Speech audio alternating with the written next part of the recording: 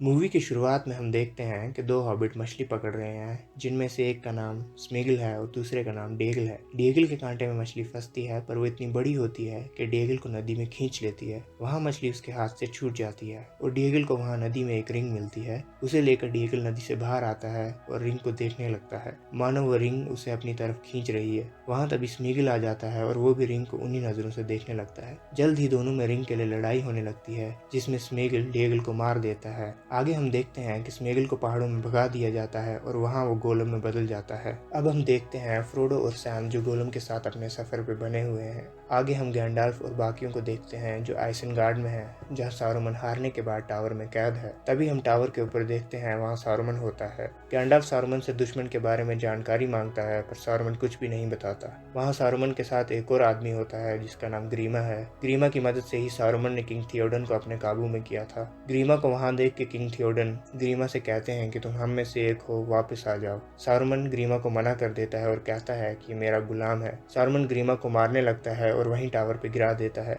Gandalf सारुमन से फिर दुश्मन की जानकारी जानने की कोशिश करते हैं। सारुमन गैंडाल्फ से बात कर ही रहा होता है कि तभी पीछे से ग्रीमा सारुमन को चाकू मार देता है। सारुमन टावर से नीचे गिर जाता है। तभी लेगोलस ग्रीमा को तीर मार के टावर पे ही मार देता है। सारुमन के कपड़ों से एक काले रंग का बॉल गिरता है, जिसे हॉबिट पिपिन उठा लेता है और तभी गैंडाल्फ पिपिन से वो बॉल ले लेता है। आगे हमें दिखाया जाता है कि सैम और फ्रोडो जो सो रहे हैं, वहीं थोड़ी दूर गोलम भी है। गोलम पानी में देख के खुद ही से बातें कर रहा है। गोलम फ्रोडो से रिंग लेना चाहता है, इसके लिए वो दोनों को मारने के लिए भी तैयार है। तभी सैम उठ जाता है और गोलम की सारी बातें सुन लेता है। ये सब सुन के सैम गुस्से में गोलम को मारने लगता है। तभी फ्रोडो उठ के सैम को रोक लेता है। सैम फ्रोडो से कहता है, मैंने खुद से सुना है, यह हमें मारना चाहता है। गोलम इस सब से साफ मना कर देता है। गोलम फ्रोडो से कहता है कि सैम झूठ कह रहा है। सैम इससे और भी गुस्सा होता है, लेकिन फ्रोडो सैम से कहता है कि हमें गोलम की जरूरत है, हम किसी गाइड के बिना आगे का सफर पूरा नहीं कर पाएंगे। ये सुनते ही सैम शांत हो जाता है। आगे हम देखते हैं कि पिपिन गैंडाल्फ से वो बॉल चुरा लेता है जो उसको सारुमन के पास मिला था। पिपिन उस बॉल में देखने लगता है कि तभी बॉल में से आग सी लपटें निकलने लगती हैं और वो पिपिन के हाथ से चिपक जाता है।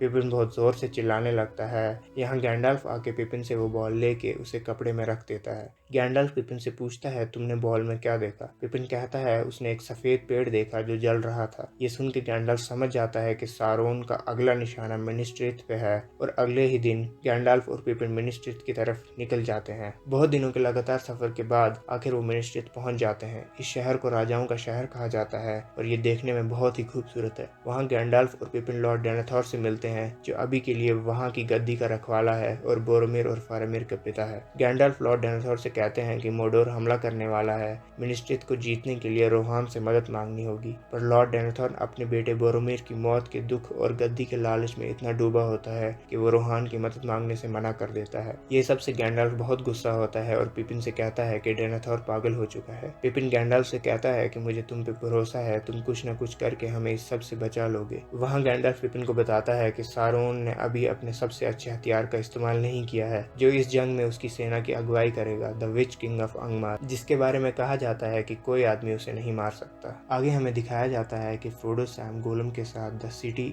ऑफ डेड मिनिस मॉर्गिल पहुंच जाते हैं। वहीं पास में गोलम उन्हें पत्थर की बनी सीढ़ियां दिखाता है। गोलम कहता है कि यही है मोडोर जाने का खुफिया रास्ता। तभी हम सिटी ऑफ डेड के गेट के ऊपर द विच किंग ऑफ अंगमार को देखते हैं, जो अपने नासकुल पे होता है। सिटी के गेट खुल जाते हैं और वहां से ऑर्क्स की आर्मी निकलती है। सैम, फ्रोडो और गोलम वहीं पत्थर के पीछे छुप जाते हैं। अब हम देखते हैं कि मिनिस्ट्रेट के आगे एक खंडर शहर है, जहाँ फारामिर और उसके कुछ सैनिक थे, जिन पे ऑक्स की बहुत बड़ी सेना ने हमला कर दिया है और वो सभी बुरी तरह हार के वापस भाग रहे हैं और उनके पीछे नासकुल लगे हुए हैं। वहाँ उनको गैंडाल्फ आके अपने जादू से बचा लेता है। तब तक मिनिस्ट्रेट में पिपिन मदद की मशालें जला देता है और रोहान की पूरी सेना मिनिस्ट्रेट की मदद के लिए निकल जाती है। अब हमें दिखाया जाता है कि सैम, फ्रोडो और गोलम सीढ़ियों के बहुत ऊपर आ गए हैं और वहाँ पे सोए हुए हैं। आगे हम देखते हैं कि गोलम सैम के बैग से एल्वन ब्रेड निकाल लेता है। ये ऐसी ब्रेड है जिसका एक ही टुकड़ा खाने से पूरा पेट भर जाता है। गोलम ब्रेड को फेंक देता है और उसके थोड़े से टुकड़े सैम के कपड़ों पर लगा देता है। जब सैम उठता है तो वो देखता है कि ब्रेड गायब है और वो फ्रोडो से कहता है कि ये गोलम ने ही ली होगी। फ्रोडो सैम से कहता है कि गोलम तो ब्रेड नहीं खाता, तो वो क्यों लेगा। गोलम फ्रोडो को सैम के कपड़ों पर लगी ब्रेड दिखाता है। गोलम फ्रोडो से कहता है, जब भी तुम्हारा ध्यान नहीं होता सैम कुछ न कुछ खा रहा होता है। ये सुन के सैम गुस्सा होता है और गोलम को मारने लगता है। फ्रोडो सैम को रोक लेता है पर खुद गिर जाता है। रिंग के असर से फ्रोडो बहुत कमजोर हो चुका था। सैम ये देख के कहता है कि थोड़ी देर के लिए रिंग मुझे दे दो, मैं इसका बोझ उठा लूंगा।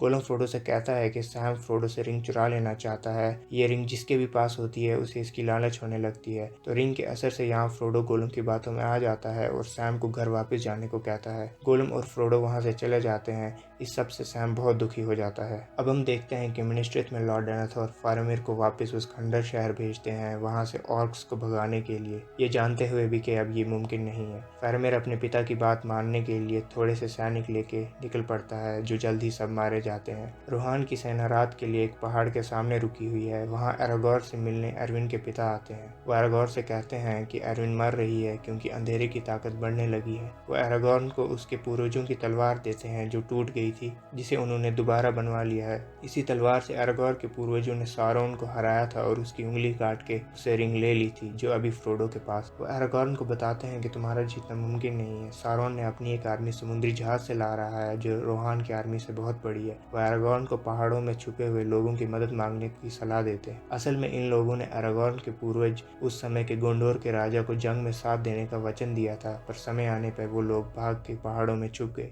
जिस वजह से उन्हें श्राप लगा जब तक वो अपना वचन पूरा नहीं कर लेते उन्हें मुक्ति नहीं मिलेगी। आगे हम देखते हैं कि एरागोर्न, गिमली और लेगोलस पहाड़ों में चले जाते हैं। वहाँ वो एक गुफा में जाते हैं जहाँ उन्हें एक आवाज़ सुनाई देती है, कौन आया है। तभी वहाँ पे एक रूह आ जाती है। देखते ही देखते वहाँ एक पूरी सेना खड़ी हो जाती है। वो सब तीनों को चारों तरफ से घेर लेते हैं। लेगोलस उन पे एक तीर चलाता है पर वो उनके बीच में से निकल जाता है। उनमें से उनका लीडर एरागोर्न पे हमला कर देता है, पर एरागोर्न अपने पूर्वजों की तलवार से उसे रोक लेता है। वो उन्हें उनका वचन पूरा करने को कहता है। एरागोर्न कहता है कि मेरे लिए लड़ो, मैं तुम्हें मुक्त कर दूंगा। ये सुन के सभी वहाँ से गायब हो जाते हैं और वो सारी गुफा टूटने लगती। वो तीनों बड़ी मुश्किल से वहाँ से बाहर निकलते हैं और उनके सामने वहाँ समुद्री जहाज जा रहे होते हैं जिसमें सारोन की आर्मी होती है। तभी वहाँ पत्थर से एक रूह निकल के आती है जो एरागोर्न से कहती है कि हम लड़ेंगे। वहीं हम देखते हैं कि मिनिस्ट्रेट में फारामिर का घोड़ा फारामिर को घसीटते हुए वापस आ गया है। अपने बेटे को ऐसे देख के लॉर्ड डेनाथोर अपना संतुलन खो बैठते हैं और वहीं मिनिस्ट्रेट के सामने ऑर्क्स की बहुत बड़ी सेना आ चुकी है और उन्होंने शहर पे हमला कर दिया है और एक बहुत ही भयानक जंग शुरू हो जाती है। अब हम देखते हैं कि सारोन की जो आर्मी समुद्री जहाज से आ रही थी उन पे एरागोर, गिमली, लेगोलस और मुर्दू की सेना ने हमला कर दिया है। आगे हमें दिखाया जाता है कि गोलम फ्रोडो को एक गुफा में ले गया है और वहाँ फ्रोडो को अकेला छोड़ देता है। वहाँ गुफा में फ्रोडो को मकड़ी के बहुत बड़े बड़े जाले मिलते हैं। वहीं हम देखते हैं कि सैम वापस जा रहा है और सीढ़ियों पे उसे गोलम की फेंकी हुई ब्रेड मिलती है। वो गोलम की चाल समझ जाता है। वहाँ गुफा में फ्रोडो के पीछे एक बहुत बड़ी मकड़ी पड़ी हुई है। फ्रोडो किसी तरह से गुफा से बाहर निकलता है और तभी गोलम उस पर हमला कर देता है। खुद को बचाने के लिए फ्रोडो गोलम को पहाड़ से नीचे गिरा देता है। तभी मकड़ी पीछे से आके फ्रोडो को डंक मार देती है और जाल में लपेटने लगती है। तभी वहाँ सैम आ जाता है और वो मकड़ी को घायल करके वहाँ से भगा देता है। सैम फ्रोडो के चेहरे से मकड़ी का जाला हटाता है और उसे उठाने की कोशिश करता है, पर फ्रोडो की तरफ से कोई हरकत नहीं होती। सैम को लगता है कि फ्रोडो मर चुका है। तभी वहाँ सैम को कुछ ऑर्क्स की आवाज़ सुनाई देती है। सैम फ्रोडो को वहीं पे छोड़ के छुप जाता है।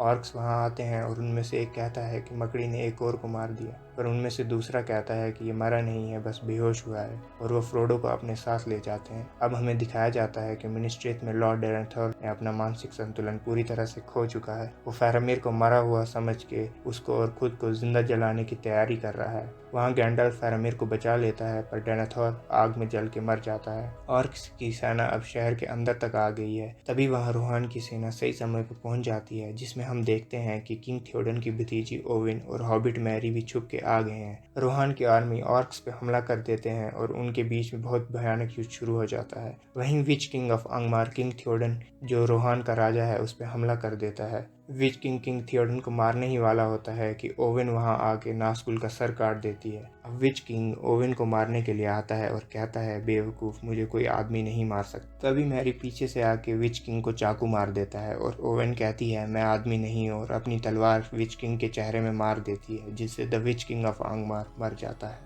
अब हम देखते हैं कि जिन समुद्री जहाज़ों से सारोन की सेना आनी थी वो मिनिस्ट्रेट आ जाते हैं, पर उनमें सारोन की सेना नहीं बल्कि अरागोन, गिमली, लेगोलस और मुर्दों की सेना निकलती है। उनके आते ही जंग का रुख बदल जाता है और देखते ही देखते मुर्दों की सेना सारे ऑर्क्स को मिनिस्ट्रेट से मार भगाती है। अब मुर्दों की सेना का सरदार अरागोन से कहता है कि हमने अपना वचन पूरा कर दिया और हमें मुक्त कर दो। अरागोन उन्हें मुक्त कर देता है और वो सब हवा बन के वहाँ से गायब हो जाते हैं। अब हम देखते हैं कि फ्रोडो को ऑर्क्स ने एक टावर में रख दिया है। वहाँ एक ऑर्क फ्रोडो को मारने ही वाला होता है, पर सैम सही समय पे आके फ्रोडो को बचा लेता है। फ्रोडो सैम से कहता है कि सब खत्म हो गया, वो रिंग ले गए हैं। तभी सैम फ्रोडो को बताता है कि रिंग उसने पहले ही निकाल दी थी, क्योंकि सैम को लगा था फ्रोडो मर गया है। फ्रोडो सैम से रिंग ले लेता है और कहता है इसका भार मुझे ही उठाना है, ये तुम्हें बर्बाद कर देगी। वो दोनों वहाँ से ऑर्क्स के कपड़े पहन के निकल जाते हैं, पर अब फ्रोडो, सैम और माउंट डूम के ज्वालामुखी के बीच में 10,000 ऑर्क्स और उसी के साथ सारोन की आंख जो सब देख रही होती है वो होती। ये वही ज्वालामुखी है जहाँ पर रिंग को बनाया गया था और यहीं पे इसको नष्ट भी किया जा सकता है। 10,000 ऑर्क्स वाली बात गैंडाल्फ को भी पता होती है। गैंडाल्फ ये सभी को बताता है। यहाँ एरागॉर्न कहता है कि वो ब्लैक गेट पे हमला कर देंगे, जिससे ऑर्क्स की सेना गेट के बाहर आ जाएगी और सारोन की आंख की नज़र भी उन पे ही रहेगी, जिससे फ्रोडो और सैम को साफ रास्ता मिल जाएगा। जैसा उन्होंने सोचा था वैसा ही होता है। जब एरागॉर्न अपनी सेना लेके ब्लैक गेट पे हमला करता है तब ऑर्क्स की सेना बाहर आ जाती है और उनको चारों तरफ से घेर लेती है और फ्रोडो और सैम को साफ रास्ता मिल जाता है। पर हम देखते हैं फ्रोडो भूख, प्यास और रिंग के असर से बहुत थक चुका होता है। वो रास्ते में ही गिर जाता है। सैम वहाँ फ्रोडो को अपनी पीठ पे उठा के चलने लगता है। आगे कुछ समय के बाद हम देखते हैं गोलम वहाँ आ जाता है और फ्रोडो पे हमला कर देता है। सैम गोलम से लड़ने लगता है और फ्रोडो वहाँ से भाग के ज्वालामुखी के अंदर चला जाता है। पीछे से सैम भी आ जाता है और फ्रोडो से रिंग को फेंकने को कहता है, पर अब तक फ्रोडो पे रिंग हावी हो चुकी है। फ्रोडो रिंग पहन लेता है और पहनते ही फ्रोडो गायब हो जाता है। तभी गोलम सैम को पीछे से आके गिरा देता है। गोलम फ्रोडो को उसके पैरों के निशान से ढूंढ लेता है। गोलम फ्रोडो की उंगली को दांत मार के काट देता है और रिंग ले लेता है। फ्रोडो दर्द से चिल्लाने लगता है, पर फिर भी गोलम से लड़ते रहता है और वो दोनों ज्वालामुखी में गिर जाते हैं। फ्रोडो एक पत्थर पकड़ के बच जाता है, पर गोलम रिंग के साथ ज्वालामुखी में गिर जाता है और मर जाता है और रिंग भी वहीं पे नष्ट हो जाती है। उसी के साथ सारोन की आंख और ऑर्क्स जमीन में धंस के तबाह हो जाते हैं और इंसानों की जीत होती है। इस सब के बाद एरागॉर्न को गोंडोर का राजा बना दिया जाता है। वहाँ फ्रोडो, सैम, पिपिन और मैरी को सभी उनके सामने झुक के सम्मानित करते हैं। ये चारों हॉबिट अपने गांव शायर चले जाते हैं, जहां सैम शादी कर लेता है और फ्रोडो अपने सफर पे एक बुक लिखता है। अंत में हम देखते हैं कि फ्रोडो, गैंडाल्फ और बिल्बो बैगिंस एल्व्स के साथ मिडिल अर्थ के लिए निकल जाते हैं। फ्रोडो जाने से पहले अपनी लिखी हुई किताब सैम को दे देता है और यहीं मूवी खत्म हो जाती है।